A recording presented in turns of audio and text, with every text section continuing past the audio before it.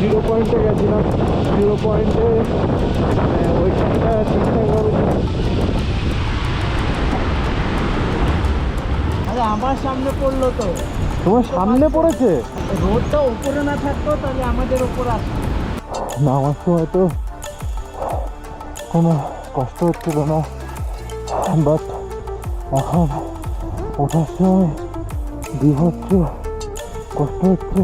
পাহাড় দিয়ে বহুত জাম রয়েছে, যার জন্য মানে জিরো পয়েন্টে পৌঁছাতে গেলে আজকে আমাদের আর লাচুং যাওয়া হবে না। মানে ওয়েদারটা সত্যিই খুব খারাপ।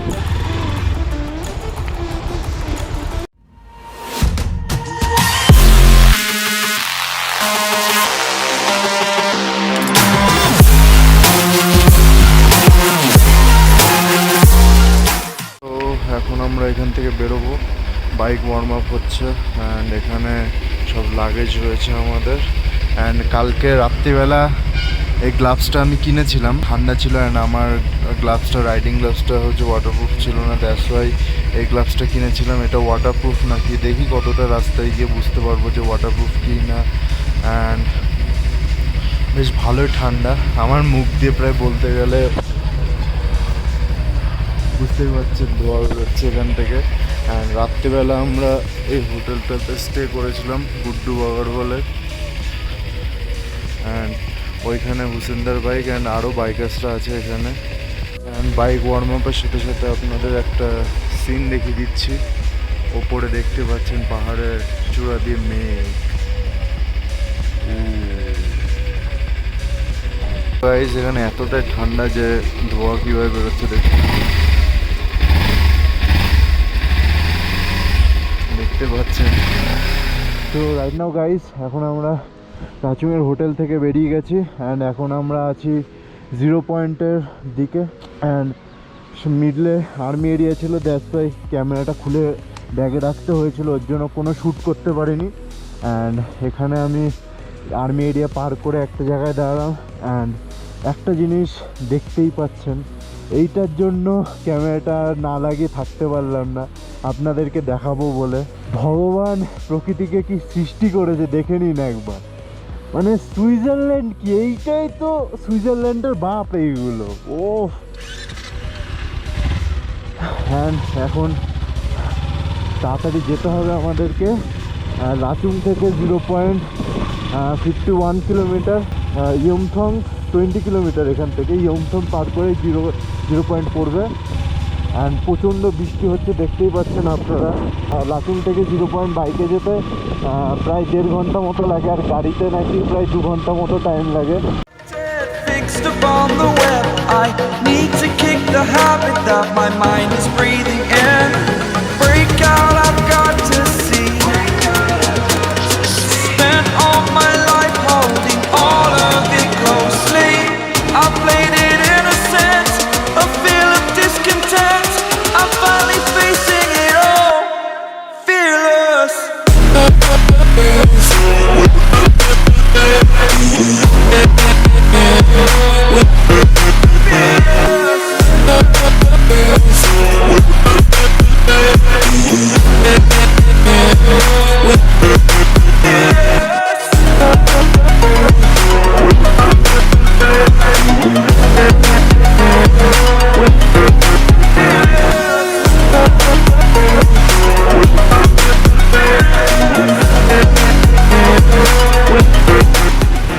ফার্স্ট ওয়াটার ক্রসিং আমাদের যাওয়ার পথে। ওহো ইজিলি পার হয়ে গেল। বলি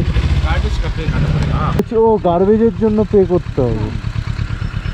गार्बेज कितना रुपए? 200 दोनों बाइक का, पर बाइक का 100। अच्छा, ये साथ में रखना ही पड़ेगा। ठीक है। आने के टाइम नेक्स्ट टाइम कोई दोस्त आ रहा है, कोई आ रहा है, नहीं हम दोनों ही है नेक्स्ट टाइम। ओ अच्छा, नेक्स्ट टाइम के लिए ठीक है। अभी आपका आगे बर्फ गिर रहा होगा 0 पॉइंट में। अच्छा। हाँ, कल भी गिर रहा है बर्फ। कहाँ से आए आप लोग सर? कलकत्ता। গার্বেজের জন্য সিকিম গভর্নমেন্টকে পে করতে হয়, বাইকের জন্য পার বাইকে 100 করে দিতে হয়। অ্যান্ড একটা স্লিপ দেবে, ওই স্লিপটা যত্ন করে রাখলে আপনি যখনই সিকিমে আসবেন মানে লাইফ টাইম, আর আপনাকে পে করতে হবে না। আমার একবারে হেলমেট বাট বুঝতে পারছি না যে কেন ঠিকঠাক মতো অ্যান্টিফগ কাজ করছে না। আই থিঙ্ক ঠান্ডার জন্য এখানে অ্যান্টিফগটাও কাজ করছে না ঠিকঠাকভাবে। ভাইজারটা বন্ধ করে চালানো যাচ্ছে না ঠিকঠাকভাবে, আর ভাইজার খুললেই বৃষ্টি। ও পুরো মেঘ ভর্তি এখানে। তো বন্ধুরা, এখান থেকে আপনার দৃশ্যটা দেখতেই পাচ্ছেন, কি অপূর্ব একখানা দৃশ্য। সামনে ও মেঘ উড়ে যাচ্ছে,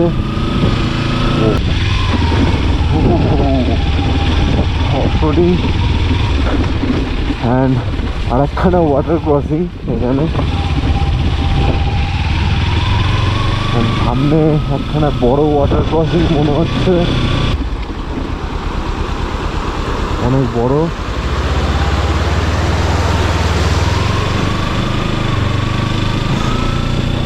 আর এখান থেকে ইয়ংথং 13 কিলোমিটার, আর একখানা ওয়াটার ক্রসিং।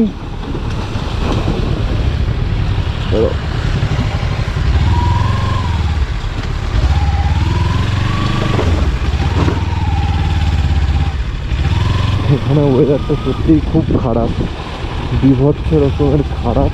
ও সামনে আরো বড়।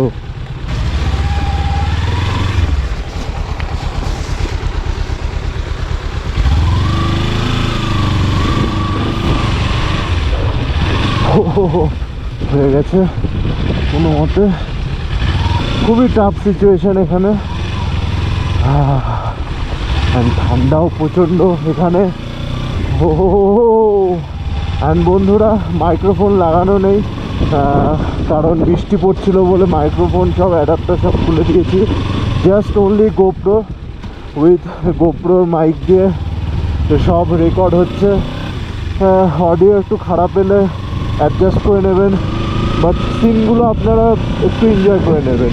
বাইক মিনিমাম 1 2 3 এই 3টে গিয়ারেই চলছে, আর কোনো এক্সট্রা গিয়ার লাগাতেই হচ্ছে। বিভৎস পরিমাণে কুয়াশা এখানে, এতটা কুয়াশা এখানে, আর তার মধ্যে ও পাখিটা হেভি ছিল। আর কোনো লোক নেই এখানে, কোনো লোক নেই এখানে, খালি ফাঁকা রাস্তা। আই থিঙ্ক এখানে তো থাকবেও না, পাইন ট্রি এখানে।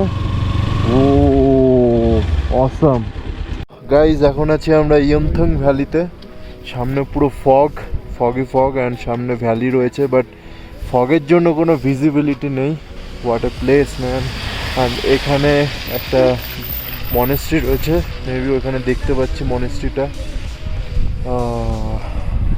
তো গাইজ, এখানে এতটা ঠান্ডা, মানে হাত পুরো একদম জমে গেছে। কালকে রাত্রিবেলা উলের এই গ্লাভসটা কিনেছিলাম, তাও মানে এই গ্লাভসের ভেতরেও জমে যাচ্ছে, এতটা পরিমাণে ঠান্ডা এখানে। অ্যান্ড বুঝতে পারছি না 0 পয়েন্টে গিয়ে কী হবে সেখানে। গড নোস কী হতে পারে সেখানে। সো ফগটা ক্লিয়ার হওয়ার পর এখন আসল ডিস্টেন্স দেখা যাচ্ছে। দেখতেই পাচ্ছেন ইয়মথং ভ্যালি। অ্যান্ড ওইখানে প্রচুর ইয়াক রয়েছে। ইয়াংথং ভ্যালিতে এসছি, আর নদীতে নামবো না এটা কখনো হতে পারে, মানে নদীতে নামছি না, বাট ইয়াংথং ভ্যালির একদম নদীর পাশে এসছি। ইয়মথং, আচ্ছা, তাই দৃশ্য দেখে নিচে নেমে চলে এসছি। নদীর জলটা দেখতেই পাচ্ছেন, পিওর ব্লু কালারের একদম, মানে পুরো দেখে মনে হচ্ছে বরফ গলা জল। অ্যান্ড এখানে পাশে হুসুনদাকেও নিয়ে চলে এসো, ওই পাশে ভ্যালিটা দেখতেই পাচ্ছেন।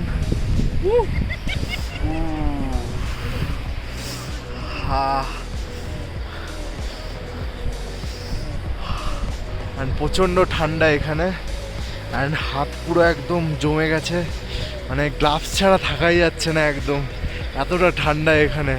এই কলকাতায় 30-40 ডিগ্রি, অ্যান্ড ইয়মথং ভ্যালিতে জানি না, এখনও নেট চলছে না, তাহলে দেখতে পেতাম মিনিমাম 6 to 7 ডিগ্রি মেবি হবে। অ্যান্ড আপনাদেরকে ক্লোজ লুক দেখিয়ে দিচ্ছি। সো এটা হচ্ছে নদী, অ্যান্ড এখানে ইয়াক রয়েছে, অনেকে ফটোশ্যুট করাচ্ছে ইয়াকে। অ্যান্ড ওখানে একটা মেবি পুল তৈরি হচ্ছে, পুরো পাহাড় জুড়ে পাইন ট্রিতে ভর্তি। ও কি লাগছে পাইন ট্রিগুলো। নামার সময় তো কোনো কষ্ট হচ্ছিল না, বাট এখন ওঠার সময় বিভৎস কষ্ট হচ্ছে, প্রচণ্ড পরিমাণে হাঁপিয়ে গেছে।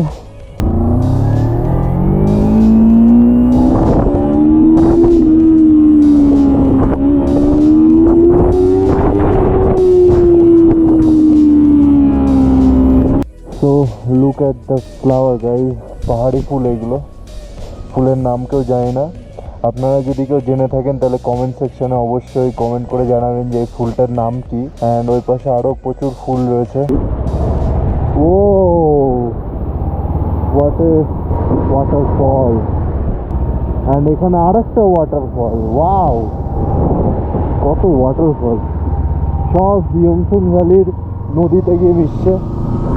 তো ভেবেছিলাম 0 পয়েন্টে যাব, বাট পাহাড় দিয়ে বহুত জাম রয়েছে। 0 পয়েন্টে পৌঁছাতে গেলে আজকে আমাদের আর লাচেন যাওয়া হবে না, মানে প্রচণ্ড দেরি হয়ে যাবে, রাত হয়ে গেলে পাহাড়ি রাস্তায় আরও অসুবিধা হবে। দ্যাটস ওয়াই জাম দেখে আমরা ব্যাক করে নিলাম।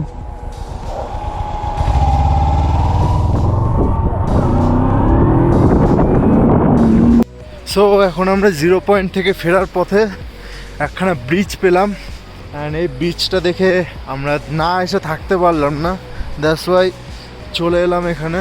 Look at the bridge, it's a suspension bridge, wow it's amazing.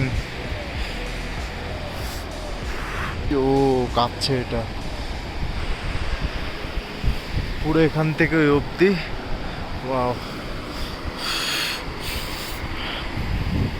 Actually 0 পয়েন্টে ওখানে আর্মি ট্রাক ফেসেছিল, ওর জন্য 0 পয়েন্টের আগের থেকে পুরো নিচ অবধি বিভৎস রকমের জাম ছিল, যার জন্য ওটা দেখে আমরা আর উঠিনি। কারণ হচ্ছে আমাদেরকে আজকে আবার লাচেনে যেতে হবে একদিনের মধ্যে, এই জন্য আমরা আবার ব্যাক করে গেছি।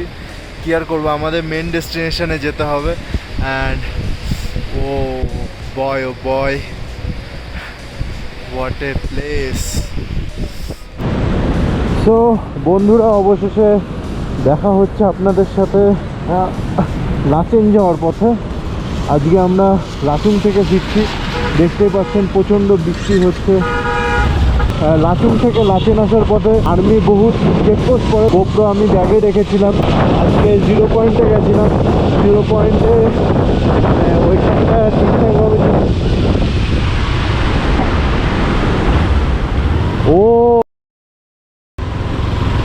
চোখের সামনে ল্যান্ডস্লাইড হলো।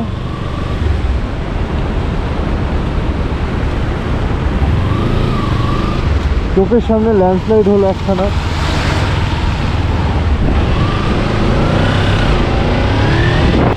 আরেকটু হলে খবর হয়ে যেত। কি হয়েছিল বলো তো এখানে? আরে আমার সামনে পড়লো তো। তোমার সামনে পড়েছে? হ্যাঁ আমার সামনে। যদি রোডটা উপরে না থাকতো তাহলে আমাদের উপর আসতো। যাই হোক, ছিল বলে থেমে গেল। একটু ডান দিক চেপে চলো, চেষ্টা করো গাড়ি না। আমরা ভুল জায়গায় দাঁড়িয়েছিলাম, ওটা অ্যাভেলান্স রোড। ঠিক আছে চলো চলো চলো, আর দাঁড়াবো না এরকম জায়গায়। বিপদ এইভাবেই আসে। তুমি যেই ক্রসটা করলে আর একখানা পড়লো এখান থেকে, দেখতেই পারলেন, একখানা চোখের সামনে ঘটলো। এখন এরকম ভুলভাল যেখানে সেখানে দাঁড়ানো যাবে না, তাহলে মানে এরকম বিপদ যে কারোর সাথে হতে পারে। তিস্তা নদীটা দেখতেও পাচ্ছেন কি অপূর্ব লাগছে বন্ধুরা। ও দিস ইজ নেচার, বাট কথা আছে না যে নেচার যত সুন্দর হয় তত ডেঞ্জারাসও হয়। এটা হচ্ছে তার একটা ফল, যতটা সুন্দর তার সাথে ততটা খতরনাকও। সো এখন আমরা একটু হল্ট নিয়েছিলাম, যে ঘটনাটা ঘটেছিল তারপরে আমরা দাঁড়াইনি, তারপরে আমরা এরকম একটা ফাঁকা জায়গায় দাঁড়িয়েছি, যে অন্তত যেখান থেকে পাথর পড়বে না। অ্যান্ড এখানে এই ঝর্ণাটাও একটু এনজয় করলাম। দেখতে পাচ্ছেন পাহাড় থেকে পড়ছে, কি অপূর্ব দৃশ্য একখানা, ওয়াও। সাইডে গাড়ি যাচ্ছে, and there is my Pegasus. আমাদের যাত্রাপথে first water crossing. Holy sheet.